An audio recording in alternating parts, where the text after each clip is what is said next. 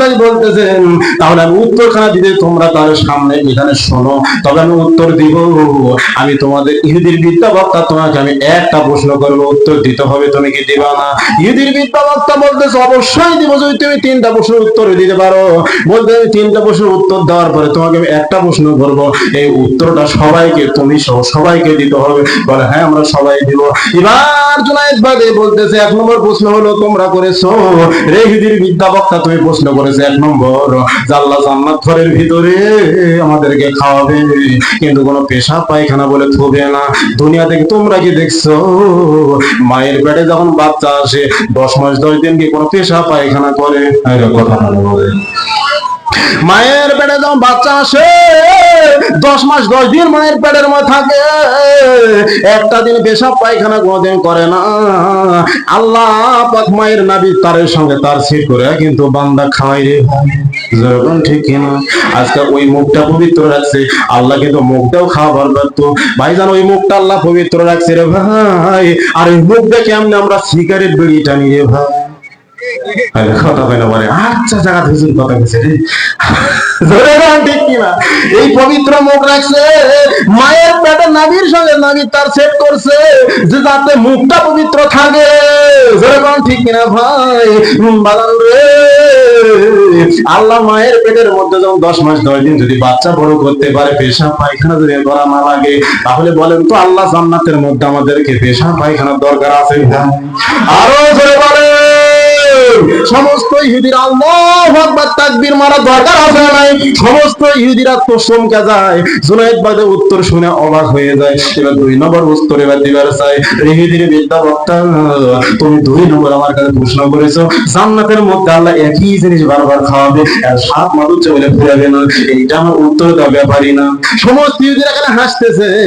আচ্ছা বক্তা উপরে উঠছে রে, বক্তা যদি ভালো হয় আপনারা বলেন তো শ্রোতা কি ওয়াজ শুনবে না ভাই? জুনায়েদ বাগের ওয়াসুরা সবাই ইহুদিরা খালি হাসতেছে আর মনে আনন্দ করে শুনতেছে। জুনায়েদ বলতে রে ইহুদিরা তোমরা শুনে না, তোমাদের ইহুদির বিদ্যা বক্তা প্রশ্ন করেছে আল্লাহ জান্নাত ঘরের ভিতরে বলে একই জিনিস বারবার খাওয়াবে কিন্তু স্বাদ ফুরাবে না। তোমরা কি মুসলমান প্রতিদিন নামাজ পড়ে সূরা ফাতিহা পড়ে, প্রতিদিন ইমাম 5 ওয়াক্ত নামাজে সূরা ফাতিহা পড়ে, জুমার নামাজে সূরা ফাতিহা পড়ে, আবার জানাজার নামাজে সূরা ফাতিহা পড়ে, প্রত্যেক নামাজে সূরা ফাতিহা তেলাওয়াত হয়। কোনদিন কোন মুসল্লির কি বিরক্ত হয়েছে ভাই? এটা কথা হয় না।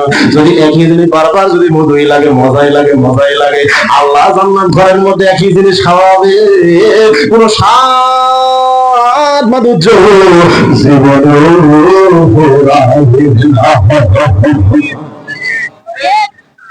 জোরাগান সুবহানাল্লাহ।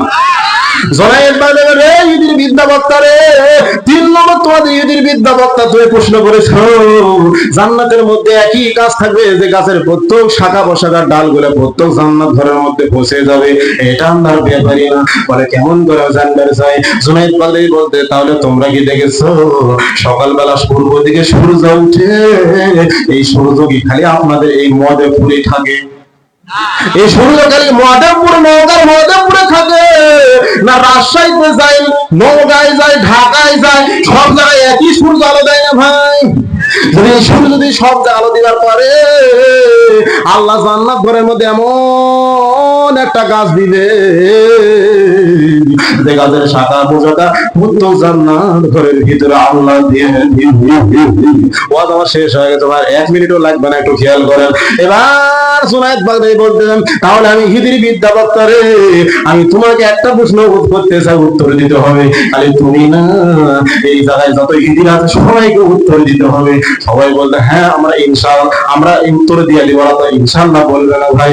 এবার জুনায়েদ বাগদাদি বলতেছে ইহুদির বিদ্যা বক্তা রে, জান্নাতের দরজায় কি লেখা আছে এটা তোমাদেরকে বলতে হবে। সকলে জবান খুলে পড়ে নিলেন লা ইলাহা ইল্লাল্লাহু মুহাম্মাদুর রাসূলুল্লাহ।